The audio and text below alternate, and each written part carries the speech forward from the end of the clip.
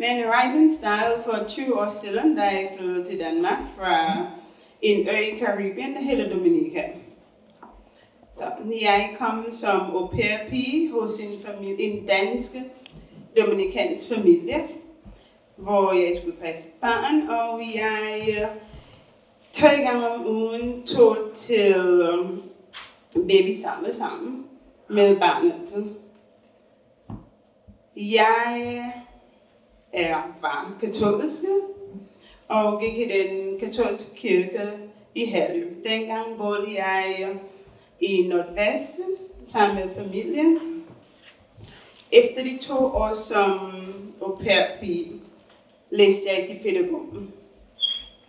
Og så flyttede jeg til Højgladsaxe for 12 år siden, da jeg ventede min søn. Da jeg fik min søn 3 måneder efter jeg var flyttet ind, så fik jeg at vide, at nu har jeg et barn, han skal registreres i den danske folkekirke. Så tog jeg ned til Haralds Kirke, hvor jeg mødte Morten. Ja, og så startede en anden rejse. Min søn og jeg tog stadigvæk stod til den katolske kirke, som ligger i Herlev. Men som baby i en barnevogn på en søndag morgen, hvor bussen kørte hver halve time, så var der måske 2 andre barnevogne, ingen plads.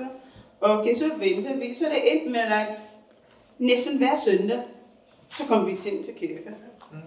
Ja, så begyndte det at blive koldt, for han er fra juni. Så begyndte det at være koldt. Men ved siden af, hvor jeg bor, i det høje hus, så ligger der Haraldskirken. Så vi tog til Haraldskirke. Han var baby, han ved ikke noget. Han blev døbt i den katolske kirke, ja. Og vi kom meget tæt til Haraldskirken. Fordi som Morten snakkede om fællesskabet, vi blev venner med mange mennesker, der bor i området. Jeg arbejder også i Højgladsaxe som pædagog i en institution.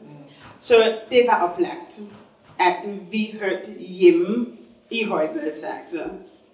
Og han kender mange, jeg kender mange, og vi har bare været hjemme. Vi er kun at stå, min søn og jeg.